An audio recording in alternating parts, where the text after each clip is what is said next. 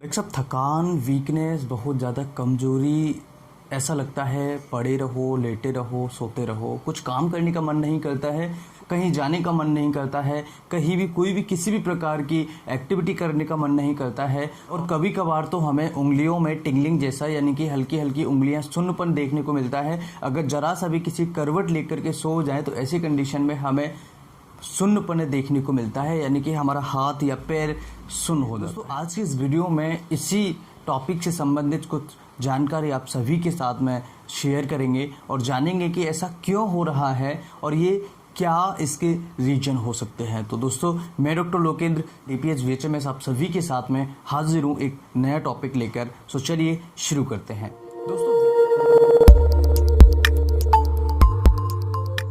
दोस्तों, vitamin B12 deficiency. Vitamin B12 deficiency एक ऐसा विटामिन होता है, एक ऐसी शरीर के अंदर कमी होती है जिसके कारण पता नहीं कितने प्रकार की बीमारियां आप सभी को लग जाती हैं।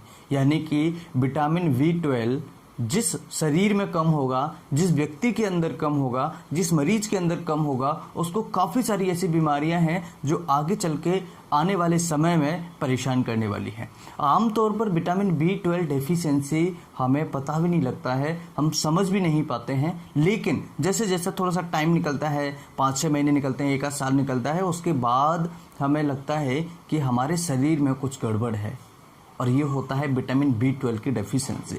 विटामिन B12 डेफिशिएंसी के कारण कई सारी बीमारियां होती हैं, जैसे कि हाथ पैरों में सुन्नपन होना, हाथ पैरों में टिंगलिंग होना, हल्की हल्की सुई सी चुभना, इसके अलावा बहुत ज़्यादा वीकनेस होना, बहुत ज़्यादा थकान रहना, इसके अलावा सिर चकराना, थोड़ा बहुत चलने पर चक्कर आ जाना, ऐसा लगता है कि शरीर में कुछ एनर्जी है ही नहीं है, शरीर में कुछ है ही नहीं है। इसके अलावा डिमेंशिया होना, कई ऐसे मरीज होते हैं जिनको भूलने की आदत बहुत जल्दी पड़ जाती है, कई ऐसे मरीज होते हैं जिनकी मसल्स जो है वो वीक हो जाती हैं, कई ऐसे मरीज होते हैं जिनको नर्वस सिस्टम वीक हो जाता है और उनका दिमाग काम करना कम कर देता है। तो विटामिन B12 डेफिशिएंसी के कारण इतनी सारी बीमारियां होती हैं और हम आमतौर पर इसे समझ नहीं पाते हैं।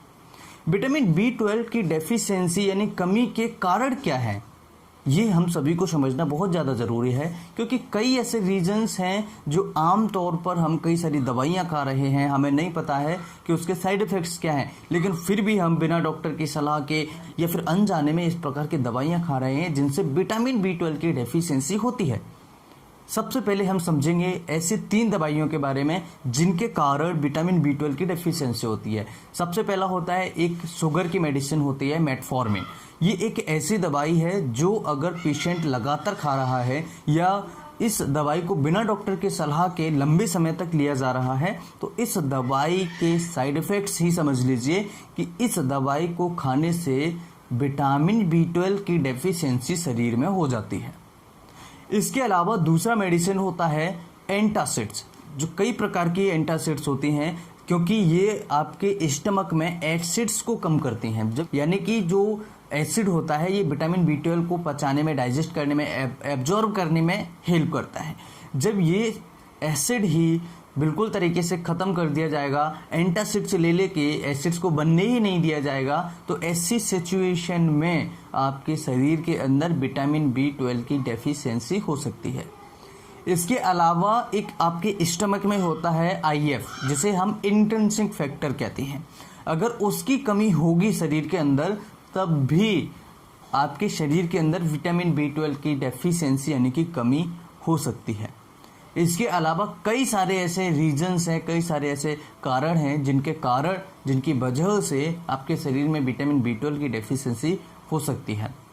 जैसे कि कई ऐसे मरीज होते हैं जो अल्कोहल ज़्यादा लेते हैं, तो अल्कोहल लेने की वजह से भी शरीर के अंदर विटामिन B12 की कमी होती है। कई सारे ऐसे पेशेंट्स हैं जो डाइट नहीं लेते हैं, डाइट सही प्रॉपर नहीं हो उनकी, जैसे कि जो वेजिटेरियंस हैं, तो वेजिटेरियंस के अंदर सबसे ज़्यादा कमी देखने को मिलती है। यानी कि जो मीट नहीं खा रहे, एग्स नहीं खा रहे हैं, उनके अंदर विटामिन B12 डेफिशिएंसी सबसे ज़्यादा देखने को मिलती है, क्योंकि विटामिन B12 का जो सोर्स है वो एग्स है, मीट है, ठीक है, जो नॉनवेज है, ठीक है, उसके अंदर ही सबसे ज़्यादा विटामिन B12 देखने को मिलता है और उनके अंदर ही विटामिन B12 सबसे अच्छा देखने को मिलता है। अब वेजिटेरियन जो है, मान लीजिए जो अंडा या एग्स वगैरह या जो मीट वगैरह नहीं खाते हैं, तो उनके अंदर तो विटामिन B12 की डेफिशिएंसी होना ही है, लेकिन इनके लिए केवल एक सोर्स होता है जिसकी सहायता से वो विटामिन B12 की कमी को पूरा कर सकते हैं। जो मिल्क होता है, जो दूध होता है, उसकी सहायता से आप अपने B12 डेफिशिएंसी को ठीक कर सकते हैं। इसके अलावा हमें कैसे पता लगेगा कि हमारे शरीर के अंदर विटामिन B12 की डेफिशिएंसी है? आपने आमतौर पर देखा होगा कई ऐसे पेशेंट्स होंगे जिनको बार बार मुंह के अंदर छाले बनते रहते हैं, छाले होते रहते हैं, छाले आ जाते हैं। उनको एक बार B12 डेफिशिएंसी या B12 की टेस्ट जरूर करवाना चाहिए और साथ में विटामिन D का टेस्ट भी करवाना चाहिए। विटामिन D और विटामिन B12 ये दोनों ऐसे विटामिन्स हैं, दोनों ही ऐसी चीज़ें हैं, दोनों ही एक ऐसे तत्व हैं हमारे शरीर के जो बड़ी आसानी से कम हो जाते हैं और इनकी वजह से कई सारी बीमारियां होती हैं। अगर विटामिन B12 बच्चों में कम हो जाए, इन्फेंट्स में, जो छोटे छोटे बच्चे होते हैं, 1 साल के अंदर अंदर के जो बच्चे होते हैं, 2 साल के जो बच्चे होते हैं, 5 साल तक के जो बच्चे होते हैं, उनमें अगर कम हो जाता है तो ये उनके नर्वस सिस्टम को, उनके ब्रेन को पूरी तरीके से डैमेज कर सकता है। यानी कि उनका ब्रेन प्रॉपर तरीके से फंक्शन ही नहीं करेगा अगर उनके अंदर विटामिन B12 की डेफिशिएंसी होती है। तो हम सभी को ये सारी चीज़ें ध्यान रखनी चाहिए। इसके कारण हमने समझ लिए हैं कि किस कारणों से, किन किन कारण ऐसे हैं, कौन से ऐसे रीजन्स हैं जिनकी वजह से विटामिन B12 की डेफिशिएंसी होती है। इसके अलावा ऐसी दवाइयाँ जैसे OCP यानी ओरल कॉन्ट्रासेप्टिव, जो कई ऐसी लेडीज होती है, कई ऐसी फीमेल्स होती हैं जो कंटिन्यूसली उन्हें लेती रहती हैं, उसके कारण भी विटामिन B12 की डेफिशिएंसी हो सकती है। इसके अलावा जिनकी उम्र 50 साल से ज़्यादा है उनके अंदर भी विटामिन B12 की डेफिशिएंसी देखने को मिलती है और बड़ी आसानी से उनके अंदर विटामिन B12 की डेफिशिएंसी हो जाती है।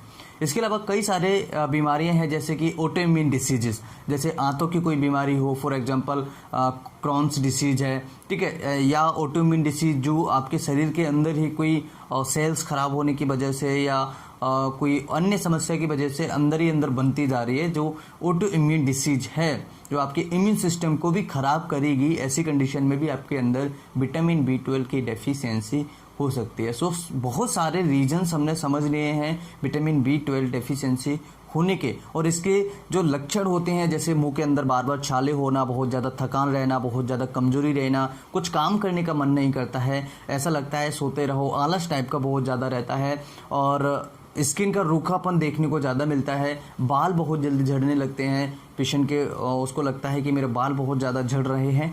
पेशेंट का डाइजेशन सिस्टम ठीक नहीं रहता है, पेशेंट का डाइजेशन सिस्टम खराब होने लगता है, भूख कम लगती है, पेट खराब हो जाता है। कई ऐसी समस्याएं हैं जिनके विटामिन B12 डेफिशिएंसी की वजह से देखने को हमें मिलती हैं। और आज के इस वीडियो में हमने विटामिन B12 डेफिशिएंसी को बहुत अच्छे तरीके से समझा है।